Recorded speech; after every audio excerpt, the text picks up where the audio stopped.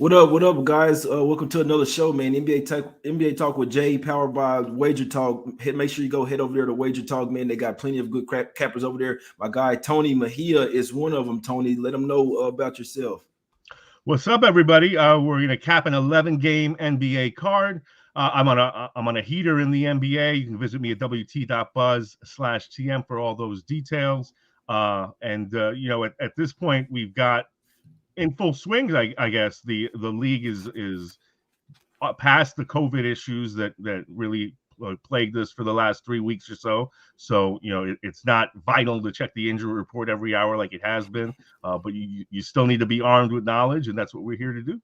Exactly, man. That's what we're here to do. Like I say, if you hadn't got a package of Wager Talk, you can go and get any package over there for any capper, even Tony's plays over there. Use promo code J1 for any capper over there at Wager Talk. If you've never signed up, guys, we appreciate them sponsoring the show, partnering up, and let's get straight into this card, man. Try to find some cash. Like I say, I'm your host, J Money. It's my guy Tony Mejia. Let's get straight into it. First game up, we got the Thunder versus the Hornets here. Tony, this line opened up at 9.5. It's down to 9 here for the Hornets. We know that PJ Washington is questionable here. You got the Thunder here, but the second best ATS team in the league. They're 4-0 against the spread last 4 after a blowout loss of 10 or more points. They're also 5-1 against the spread last 6 games versus a winning home team. So they seem to turn up versus these good home teams. They also have the number 9th offense last 5. What do you think? Do you think they have enough pieces to keep this one within double digits, or did the Hornets just simply run them off the court here?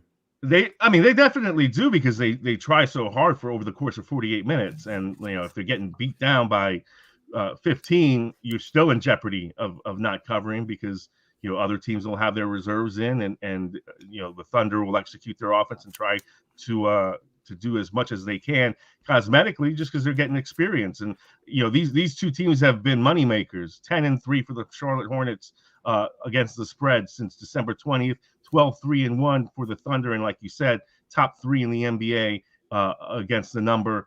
So 12-3-1 since December 15th. So both of these teams really bring it night after night. We obviously know that LaMelo Ball is back after sitting out earlier in the week on Martin Luther King Day against the Knicks. Hornets still won that one. I saw you were on that.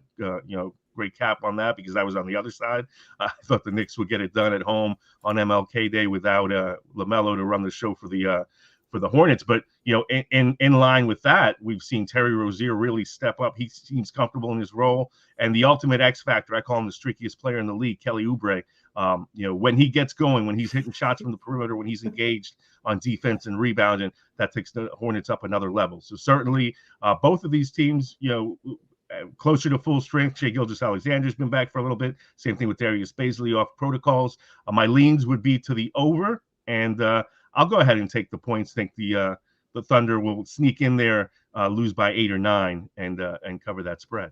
Exactly. Yeah, the Thunder is excellent the way I could look in this one. I'd like to the Pistons. The Hornets land this type of number. They had to be going up against a doormat. I don't necessarily think that the Thunder are that. Like I say, going up against SGA, you need a really good defender at point guard to lock him down, or he's liable to go off for 30 points. Where you got the defender and Lou Dort over there. They got Josh Giddey, who I really think he's a very underrated player as well. He's primed to go off for a triple double any night. So I actually think that the Thunder could actually match up well versus the Hornets in this one. The Thunder plus the points, the only way I could look in this one, and I think that would correlate to over as well. If the game ended up going over, going under, that probably wouldn't be good for the Thunder, in my opinion. If it goes over, then that means maybe a little less defense from the Hornets here. Maybe it's some easy baskets by the Thunder. It is a tough game, man, but we see that total coming up from 221.5 up to 224. Some steam coming in, and like I say, the Hornets was 9.5. It's down to 9 here at some shops. A few 9.5 still out there. I encourage you guys go to the Wager Talk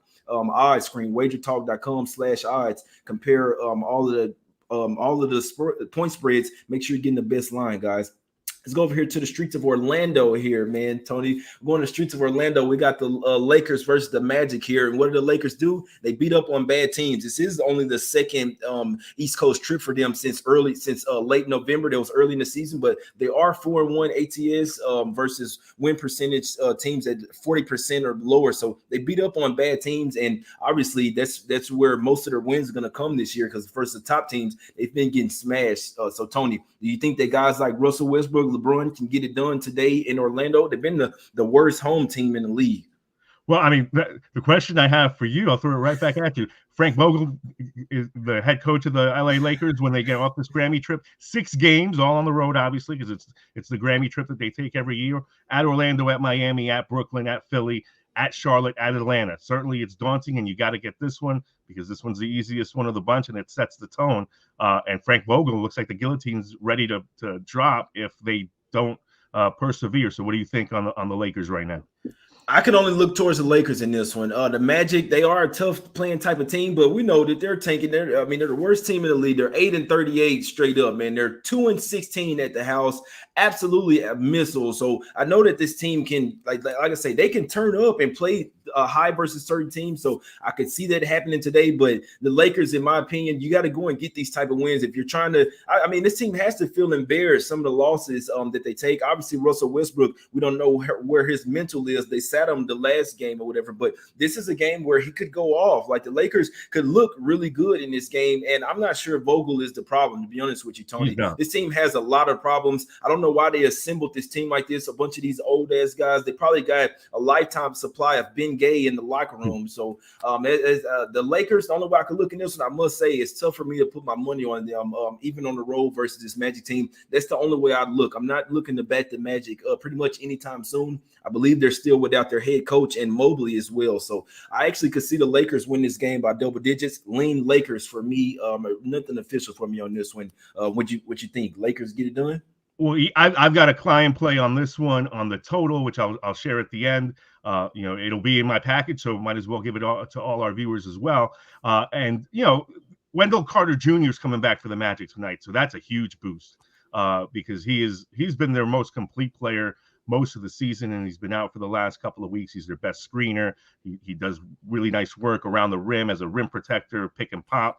He's versatile, and they've missed that a lot. Mo Bamba went off, obviously, in the first half against the 76ers the other night, but that just incurred the wrath of Joel Embiid, who went for 50. Magic are 1-13 straight up last 14, but they're 6-8, so they're hanging in there somewhat. And we talked about the plight of the Lakers. It'll be interesting to see how this one unfolds if Russell Westbrook plays his normal component of minutes, how he takes Frank Vogel's comment of saying, I played the guys I thought were going to win the game the other night against Indiana, which obviously Russell sat out the last 4 minutes, so that was a veiled reference towards him. And the Lakers are 1-4 in their last 5 against the spread, and they come into this game in Central Florida just looking to get a W to move on to the more daunting portion of the road trip. So yeah, I definitely have an opinion on the total. I'll save that for later. Got you. Yeah, go and check them out, Tony, man, at WagerTalk. And like I say, for me in this one, Lakers the only way I could look in this one. And they played without Westbrook last 4 minutes and still lost the game. Let's go over here to the streets of Philly here. We got the 76ers versus the Clippers. This line was at 7.5 last night. It's up to 8.5 at most places here versus the Clippers, who Batum is out in health and safety protocols. Like I say, this is only their second East Coast trip as well since early season. We know that Seth Curry was questionable in this game. What do you think here? You think they're going to play Embiid here? I know that he's gunning for the MVP season. Do the Clippers have enough offense to stay in this game? Do the 76ers come in here motivated?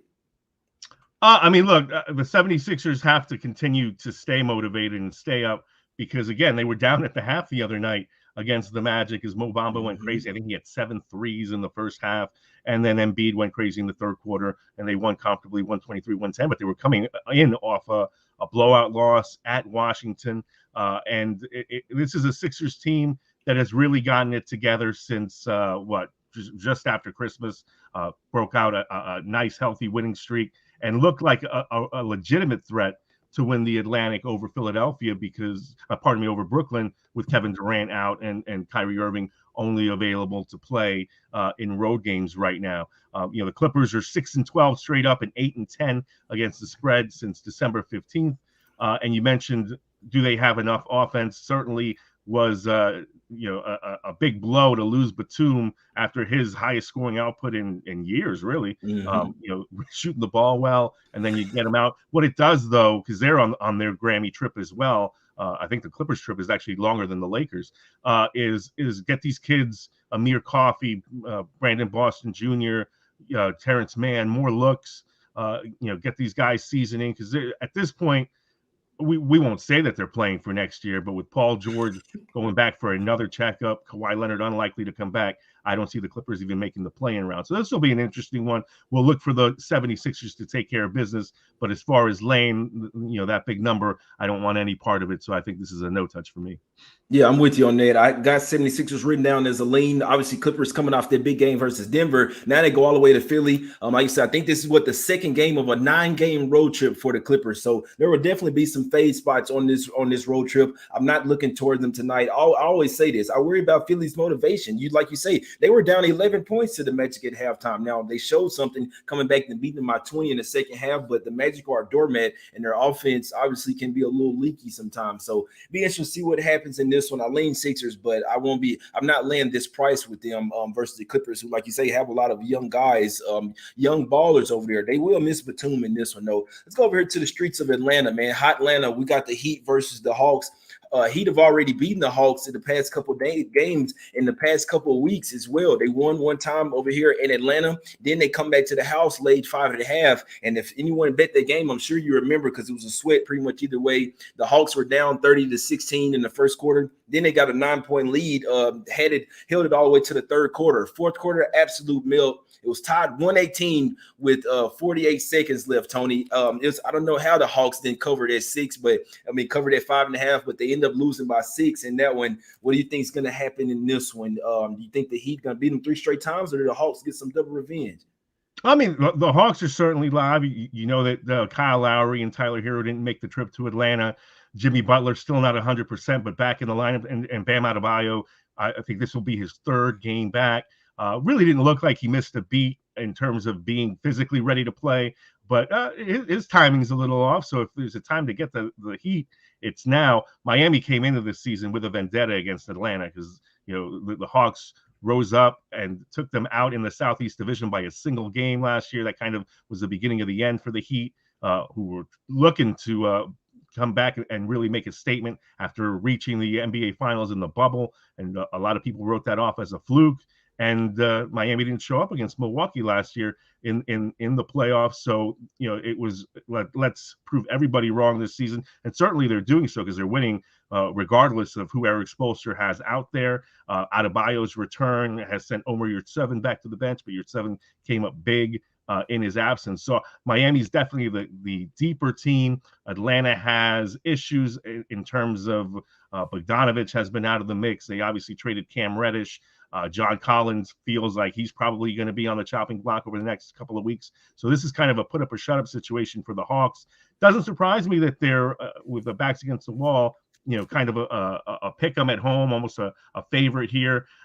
To me, I think it's Atlanta or pass, just because the Hawks absolutely need this more, but like you said, the Heat have been able to really, regardless of who's in the lineup, make things happen. They've covered what now with the Hawks involved in 2 of these games. They've covered in 7 of 8. So Miami, the hotter team, Atlanta in the spot though. Exactly. Yeah, this is a spot play for me in the Hawks. Now, unfortunately, this is a different age in the NBA. Obviously, the necessary spots they used to hit at a high rate don't necessarily hit anymore. Obviously, the motivation is super sketchy, but this is a spot that I have to take. I'm not necessarily telling anyone that they have to, but the Hawks, for me, we talked about it last night, -1. And you look at it just on the cusp of this, you have a 19-25 team at the house favored over a 29-16 team. Is super fishy as hell, but regardless of that, I think the Hawks will want to win this game by double digits. I think that they're actually primed to blow this Heat team out tonight. Heat 4 straight home games, then they come out on the road for a one-off, then 4 straight home games again. So this is just a little quick trip to Atlanta before they head back to the house to play 4 straight home games. You got the double revenge spot. You got the Hawks that played a lot better in their second game versus the Heat and really showed that they wanted to get some revenge. They just couldn't put it together for 48 minutes. But now you have no Kyle Lowry and no Tyler Hero, basically both of the point guards for the Heat. And I'm starting to talk about a lot more of these teams that are kind of getting by without a true point guard. I think it catches up to the Heat tonight. I know that they got Jimmy Butler that can be the facilitator, guys like Cody Martin, even Gabe Vincent, but still no true point guard. And I think this is a good spot to fade the Heat on the road without Lowry and Hero. I know they have the better defense here, but the Hawks have actually started to show me that they're trying to flip that switch at the house. Won the last 2 home games. This is the 4th game of their homestand. I think this is a must-win spot for the Hawks. A must-win doesn't always equal to a win, but I don't mind being on the Hawks in this one, -1, -1.5. I like the Hawks in this one, guys. We, like I say, the Hawks aren't chicken, but we eating chicken today. I'm not turning the heat on, man. It's the Hawks for me. Tony, let's go over here to the streets of Boston. We got the Celtics here versus the Trailblazers. We know that they won 145-117 in Portland earlier this year when the Blazers were really in disarray. That was December 4th. Now, in theory, you have the revenge spot for the Blazers in this one, but I don't know if I can back them. They're still 3-13 against the spread on the road versus home winning teams, so they don't really play well on the road. We know this. They're 5-14 against the spread on the road. Tony, do you think that the Blazers can sneak inside that number? We know the Celtics one of the most up and down teams in the league. Yeah, I mean, you mentioned must wins in the previous game. This, to me, is a must win for the Celtics. They've won 5 of 7, but they kind of had things going, and then the Hornets came into town and really took them to the woodshed on national television. They get Marcus Smart back tonight, and it's important to get Smart back and into the fold without nonsense. I mean, without bickering, without pointing fingers at one another, because Smart's the one that really checks Jason Tatum and Jaylen Brown. Nobody else really does that on the roster. So it would be great to see all those guys coexist, especially since guys like Dennis Schroeder and Josh Richardson and even Al Horford, the glue guys in that equation, are all playing well right now. This is a time where I'm looking for the Celtics to turn up. And prior to the trade deadline, that's really vital if they're going to keep Brown and Tatum together, as that management wants to do. But the Blazers have shown some backbone on the road. I didn't think they'd have it in them. They've actually covered 2 out of the last 3 games, 4 out of the last 6, winning 2 straight up at Washington and Orlando on the trip. So they're 2-2. This is the 5th of a 6 game leg on the trip, and they closed out in Toronto over the weekend. And, still Damian Lillard out, obviously, but, we'll see if Nasir Little plays today. I think that's key, because between him and Robert Covington, they're going to have to check Jaylen and Jason Tatum. And then we also have, with Anthony Simons playing really well, he's now, has to incorporate CJ McCollum back in the mix. Both of those guys have to share the playmaker role. So, a lot of moving parts for the Blazers, certainly a Celtics spot in terms of, really needing to win this game. 8 points, though, that's a lot. I think it's going to be right on the number. I don't think I will touch this. My lean, though, is towards the over. I think the Celtics have been playing low-scoring games of late. Last 2 have come in under the number. But, they figured some things out offensively. If Marcus Smart doesn't screw up the continuity, I think they'll be able to score on the Blazers, especially if Nasir Little doesn't play. Yeah, I'm glad you said that, because Nasir Little is low-key their best perimeter defender. I don't even think it's Robert Covington anymore. Covington is low-key kind of dropped off. He can still play some good defense, but he's definitely not their best defender anymore. They even moved him to the bench for a little while for not playing so hard. But Nasir Little is definitely their best perimeter defender. They will need him on Brown or Tatum pretty much most of the game. So I definitely think that's a big injury here. And also the Celtics got Robert Williams third back. He just had a baby or whatever, so he was out the past couple of games. He really the switch really does flip with their defense, with him anchoring obviously Al Horford, guys like Freedom, Enes Kanter. Basically, they can't defend the paint over there. So it's the Celtics are none for me. Like you say, fourth game of a homestand for the Celtics. And you got the Blazers' 5th straight road game. Not necessarily a good spot, but do I trust the Celtics laying 8? No, I don't. Lean that way, but I'm staying off of it. Tony, let's go over here to the streets of Washington, D.C. We got the Wizards here laying 1 point versus the Raptors. The Raptors, they lost the first meeting of the season, second day of the NBA season. Then they've won the past 2, one at the house, then one in Washington. You think that the Raptors continue to own the Wizards, another team without a true point guard over here? I do. I mean, but Washington comes in really annoyed by what happened against Brooklyn with the whole debacle of David Vanderpool, the coach, Steve Nash's top assistant. You're getting involved in the play and playing defense, and nobody's seeing anything, and ultimately they lose by a single point. in a game where the thing we've seen out of this Washington Wizards group, which was written off, at least I wrote them off at the beginning of the season, is guys care. Be it Kyle Kuzma really liking his role now that he's out of LeBron's shadow, Spencer Dinwiddie back in the league doing his thing, Bradley Beal, trying to be a good teammate, and now the news is that he'll probably turn down their qualifying offer and become a free agent. So this will be an interesting few weeks for him. But look, Washington has persevered for the most part. 4 of 6, and including letting that game get away. So if they had beaten Brooklyn, they'd be 5-1 over the last 6. Toronto has lost 4 of 5. They're wrapping up a road trip that really begun in disastrous fashion at Detroit, where they took a loss that they had no business losing, and they've lost to Miami and Dallas. No shame in that. But after beating Milwaukee, they can really spin things around, get back home for winnable games against Portland and Charlotte if they are able to take care of business here. Pascal Siakam is playing as well as he has since their championship season, and he's really looking good as their number one. OG Anunoby looks improved, and obviously Fred VanVleet is potentially an all-star. So I think this is a high-scoring game, even though the under has cashed in 6 straight Raptors games. I just think the style Washington brings to the table, the sense of urgency for both of these teams, probably leads to a tight game that gets extended down the stretch. So, the number to me at this point is 219. I think we get them both in the 220s. Agree that it's a pick 'em. So pick your favorite team and dance with who brought you, but ride the high side instead of the low side. My guy Tony liking the over versus the Raptors Wizards, man. Over 219. Let's cash it, Tony. Also, I lean Raptors here. Unfortunately, this is, like I say, they're 2-1 so far in these meetings. They seem like they'll be pissed off at the Wizards forever, how they came and smacked them second day of the season. I believe there was a Raptors home opener. I'm talking about they just smacked them. Trust me, I know I was on the Raptors, but I did hop on them the past couple of times in their revenge spots versus the Wizards. The Raptors are off 2 straight losses. They lost 4 or 5. Unfortunately, this is what you like to say, the 5th game of their 5th straight road game, and you got the Wizards 6th straight game of their homestand. That's another thing that'll probably bode well for the over here, Tony. When the teams are at the house for these long homestands, they tend to get hot offensively, and it makes basketball sense as well. You're shooting on the same rims in the same arena.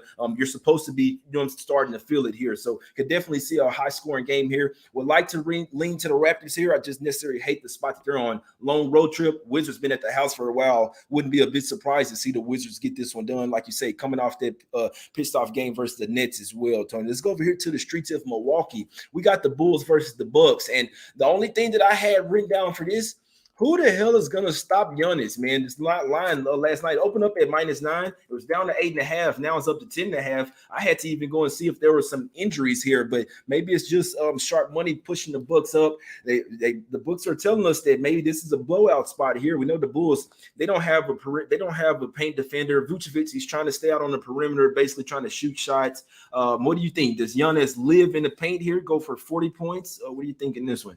You don't have faith in Vooch and Daniel Gafford to stop Giannis? I don't know. Gafford still on. No, Gafford ain't on them no more. Now they just got Vooch, basically Tony Bradley. Oh, Tony Bradley. That's what I meant.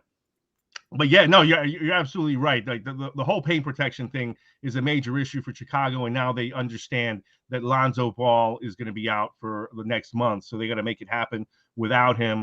Ayo Dosunmu, the rookie from Illinois, has really stepped up of late, and getting back Alex Caruso is a big deal. But for the most part, they're going to have to ride DeRozan and Vooch offensively and hope that Zach LaVine can get back sooner than later. And this is, by far one of the more important games of the night because it provides the Milwaukee Bucks an opportunity to send Chicago a message. And it doesn't matter that Chicago's shorthanded. They're coming for the Bucks' throats. They're coming for the Central Division title first and foremost, but obviously they have bigger illusions to replace them as the Eastern Conference champs. So you send a message if you're Milwaukee. They're typically very good at Fiserv Forum. The number is high for a reason, and it's getting higher. So if you like the Bucks, you might as well get in now. The over is 5-0-1 in the last 6 Bulls games. And it has hit in the last 2 Bucks games now as they're getting healthier. And that's the key, I think, for Milwaukee is they have Drew Holiday back. Everybody else can kind of fall into their normal routines, George Hill had been playing too many minutes. Dante DiVincenzo obviously out most of the season. Then you throw him back in the mix. They've really utilized Jordan Noor and Pat Connaughton to kind of play those roles on the wing, including Grayson Allen. So now I think Mike Budenholzer can basically tell his team, all right, we're gonna push the go button. Everybody's on board except for Brook Lopez, who knows when he'll be back from his back issues. Time to go is now. And they beat the Grizzlies in a statement game on Martin Luther King Day, and now, two nights ago, after losing on Martin Luther King Day in what I thought was a statement game in Atlanta. They let that one slip away. I don't think they let this one slip away, but I like the over more than I like laying double digits. Yeah, I'm with you on that, man. Friday night ESPN game, man. I really making a pact with myself.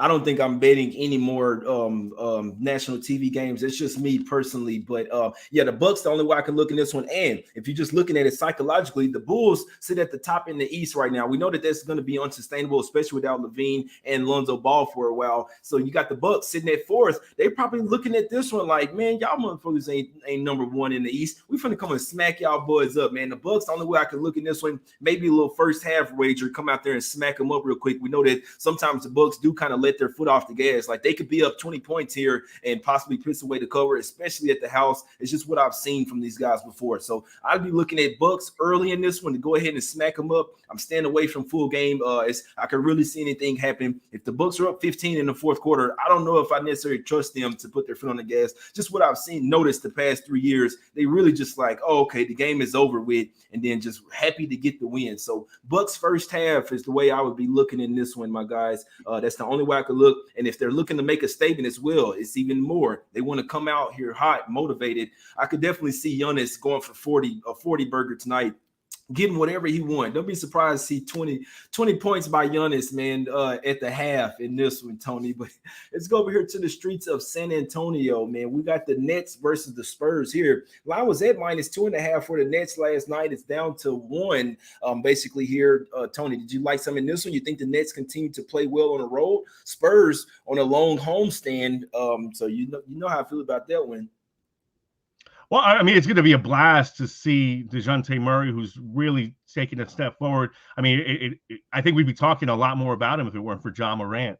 Ja kind of overshadows him, but the numbers that Murray has put up, and the consistency that he showed in leading the Spurs really speaks highly for his future. The Spurs way is a real thing, and he's the guy that's next in line, to bring that forward. Next in line after the Duncan, Parker, Ginobili. They basically raised DeMar DeRozan over his profile over the last few years for him to become the player that he now is in Chicago. Obviously, Kawhi Leonard turned him into a champion, and now it's Murray's turn to be that guy. And it'll be interesting to see how he fares here against Kyrie Irving. So that's a matchup I'm watching. Greg Popovich with a ton of experience in how to frustrate James Harden. So this is a spot where I think the Spurs could be live dogs. I mean, Brooklyn, so many moving parts. Steve Nash really still trying to get this team to play consistently. They just agreed to let Paul Millsap go. Find a bigger role. LaMarcus Aldridge, great last game, terrible the previous game, and I think that's what you're going to get from LaMarcus and Blake Griffin and the guys that they have in that front court. And without Kevin Durant, I don't look for Brooklyn to be very consistent, even though I agree that they still should be the betting favorite, because if all three of their big three are healthy, they're going to be tough to beat. But we've seen them play competitive games against Cleveland and Washington of late. I think this one's going to be a competitive game, and the next one in Minnesota should be competitive as well. For the Spurs, they've been at the house for over a week now. This is 10 days consecutively that they've been at home, and they closed their 7-game homestand against Philadelphia over the weekend. So it's a team that's been able to get some practices in, get comfortable. If this is a spot for San Antonio to, at this point, cover a number or win outright, and I see that the line is only 1.5. So from the standpoint of, hey, that's the fishy line right there, San Antonio would be the play for me.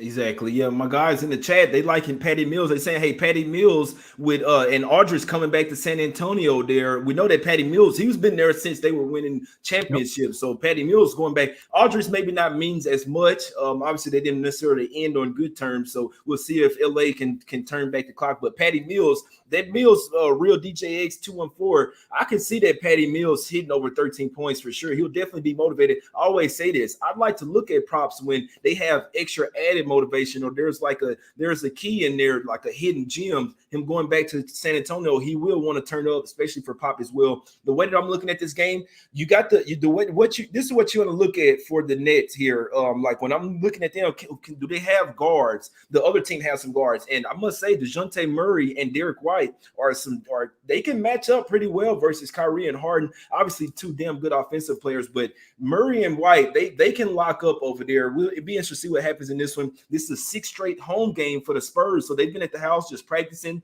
trying to stack up some wins here. This revenge spot as well. They just lost. They took the Nets to overtime. They still had KD. He had 28 points in that game. This was up there in Brooklyn as well. On Nets laid 9.5. The Spurs didn't have Keldon Johnson. They have Derek White. Didn't have Lonnie Walker. So they were missing 3 key guys and still almost beat the Nets. So you see this line moving to -1 now versus the Spurs. It's going to be a tough game. I'll be honest. Personally, I'd like to see the Nets win this game just so that I can fade them in the next one. I won't be betting this game, but I do think that the Spurs could possibly match up well with them. It's definitely a toss-up type of game. I won't be betting the game. I'm rooting for the Nets because I definitely think they're losing the next game. I want them to be coming in off a win, not a loss. I hope that makes sense, man. Let's go over here. A few more games here, Tony. We got the Jazz versus the Pistons here, man. They make the numbers so high, and the Jazz are terrible in these situations, right? 5-12-1 against the spread at the house, laying double digits. The Pistons are only 2-8 against the spread after a win. Do I want to lay this point with the Jazz? No. I want to say hop on the Jazz in the first half. I think they'll come out and want to smash, but man, I don't know what to say about this team, Tony. They are better than this. I'm surprised that they've been playing this bad. They lost to the Rockets straight up. I know they didn't have Donovan Mitchell, but you had Gobert back. Still had some pieces there. Do you think the Jazz come out here in this first half and smack up the Pistons? I like the first half angle, I guess, but I mean, Detroit hasn't really laid down, since getting back to full strength. I know they don't have Jeremy Grant; they're trying to trade him.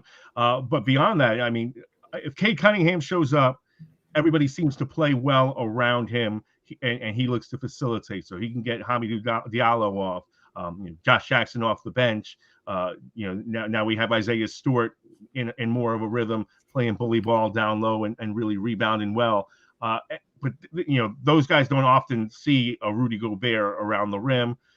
Salt Lake City, obviously one of the toughest places to get a win in, and yet we've seen the Jazz really stumble and struggle as a double-digit favorite to the point where you don't want to touch them. And obviously Donovan Mitchell's still in concussion protocol, so the head of the snake is out.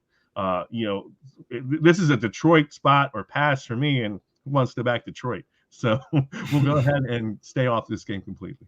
Exactly. Yeah, no, people in the chat saying Detroit easy. This can be a scrappy type of team, man. I must say. So there's no way in hell I'm laying 14 with the Jazz. This has not been their point spread role. In theory, it's a smack city spot, but the Pistons have been shown that, like you say, they won't lay down. They continue to play. They're down 25. They're still playing. It's actually a revenge spot as well. The Jazz led by 25 points in Detroit. I believe they were still without Rudy Gobert in that game, maybe the first game without him. But regardless, they led by 25 points, end up losing the game by double digits, by 10 points to this same Detroit Pistons team. So we'll see if the Pistons just have the Jazz figured out, or we'll see if the Jazz have some revenge. Like I say, the only way personally me in this game I can look is Jazz first half to come out here and really play pissed off at the house. Like I say, this game in Detroit. So we'll see if they can lock up defensively. It's what it's all about. Got Gobert back. They don't have Donovan Mitchell. Heavy lean for Jazz first half for me, Tony. You had some?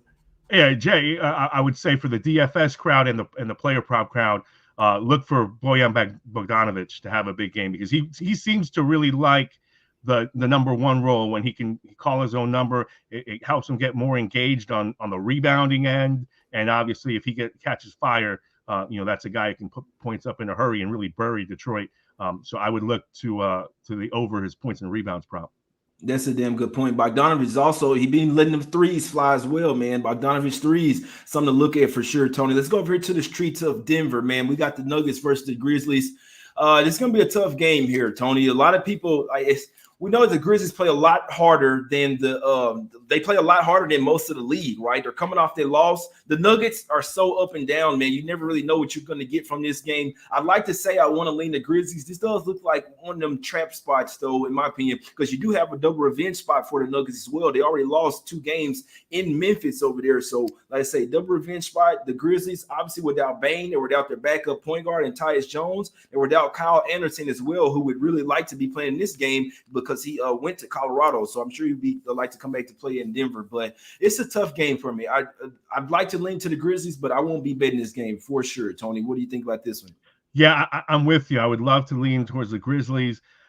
You know, who's gonna stop Ja Morant? Like, not gonna be Monte Morris, Facundo Campazzo. I'll pray for him if he's stuck on an island against Ja will take his heart. But obviously, we don't like not having Brooks or Bane or Anderson, the key glue guys. They do replace them with guys like DeAnthony Melton and Conchar, who can really play. Jaren Jackson Jr. will be an interesting matchup for Jokic when he switches off him. And Steven Adams, the strongest player in the NBA, will make Nikola work. But obviously, Jokic is playing at an extremely high level. I think tonight will be the debut of Bryn Forbes, unless I'm wrong, yeah, or Michael Malone doesn't use him. But really curious to see how he lifts up Denver.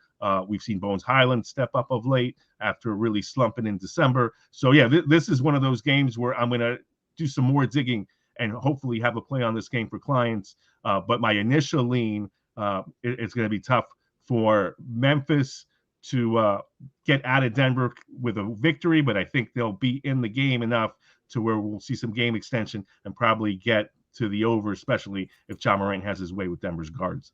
Hey, they popping off in the chat, man. Ja and Joker points over. Only look, another one. Joker and Ja over. Whoever wins MVP. Let's see. Clayton's liking Adams under 18 and a half PRAs. They saying Adams can't guard Joker. He's going off.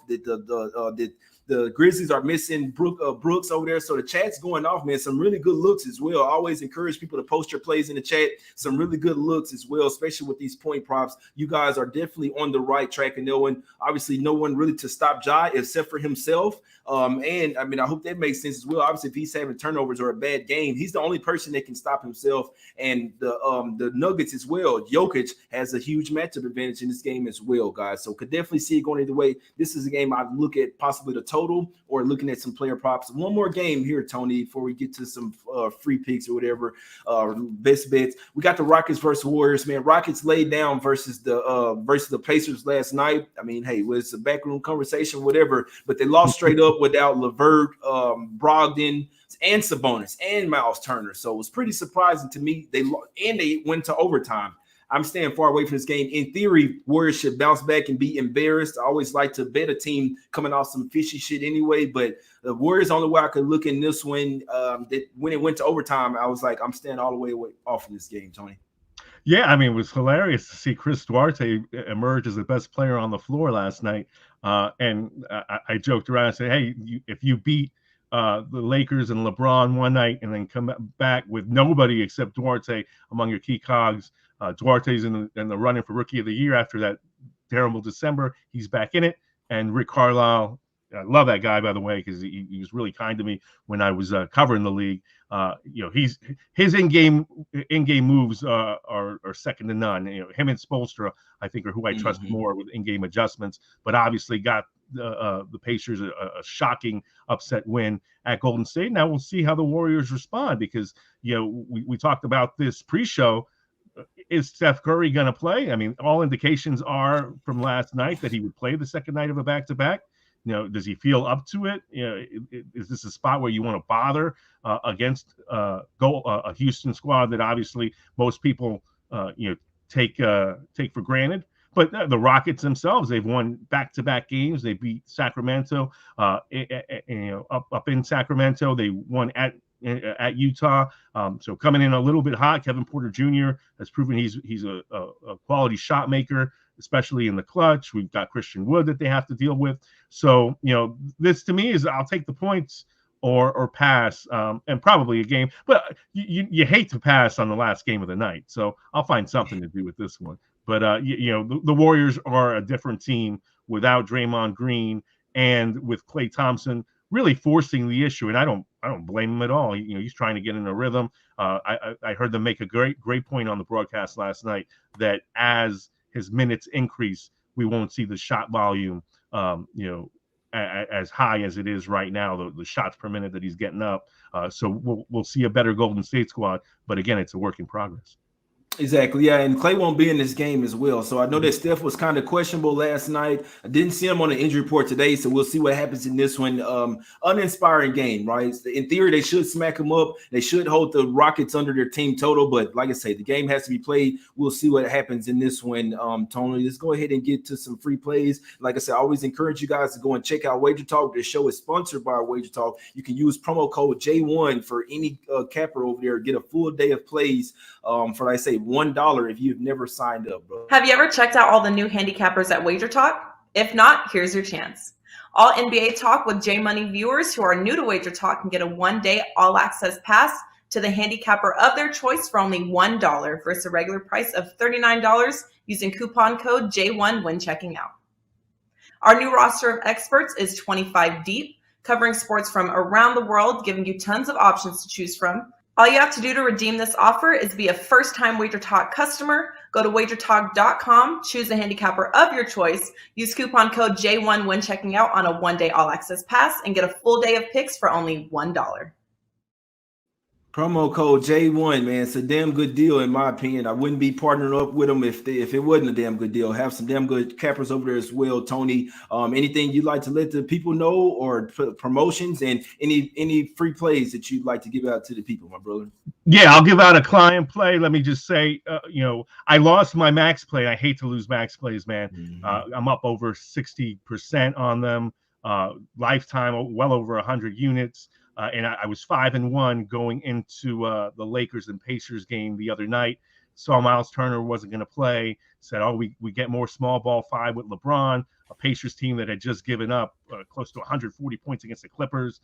And it fell 10 points short just because Malcolm Brogdon came in. Pacers didn't really have their rhythm. Karis LeVert got into foul trouble and obviously took the game over with 20 points in the fourth quarter. So it just wasn't the game that I expected. But I'm still on a 17-3 run over my last 20 sides. Really have been going hot. Go to WT.buzz/TM for all details, including a free play on Michigan State, Wisconsin, and college basketball. And my package is up there. You can purchase it. There'll be multiple picks on total, sides, and player props. I've been running real hot on those.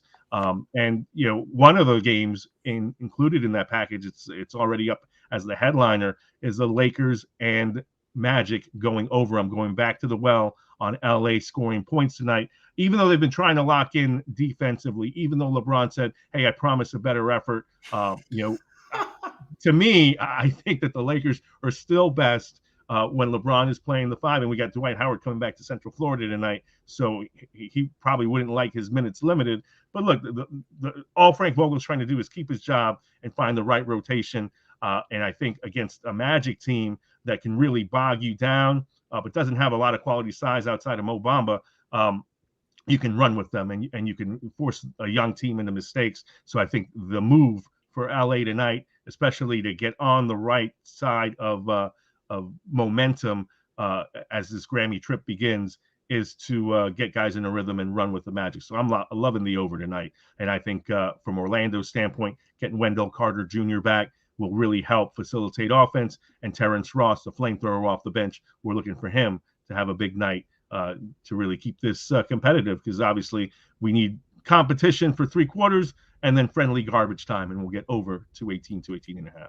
Exactly. I definitely think that correlates as well. Lakers, they could possibly put up 120 points tonight, man. So we know that they really get to run their pace, get their offense. We see if Russ is pissed off tonight. We'll see if Dwight Howard will take an L over there in Orlando. We know that he wants to get the win. The Magic have been a doormat this season, 2-16 straight up at the house, 5-20-1 against the spread. So the team has not been good at home. I'd be looking to fade them. Lakers would be a heavy lean for me, but I'm not betting it. Also lean the Bucks in the first half. I like the Hawks today, guys. Double revenge spot. Like I say, the spots that usually hit for me hadn't been hitting this year, but I'm still rocking with the Hawks here. Double revenge spot. They showed that they've started to play better at the house as well, starting to turn their corner. And they know if they want to make the playoffs, you got to start stacking up some wins here. So I think that the Hawks are due to cluster at the house. They lost 11 straight home games. They're off their 2 straight home wins now. They're due to go for another 5 straight home wins, guys. So give me the Hawks today, -1, -1.5 money line, whatever you guys want to take. We're flying with the Hawks tonight, baby. It's ice trade. It's getting cold off in there. No heat tonight.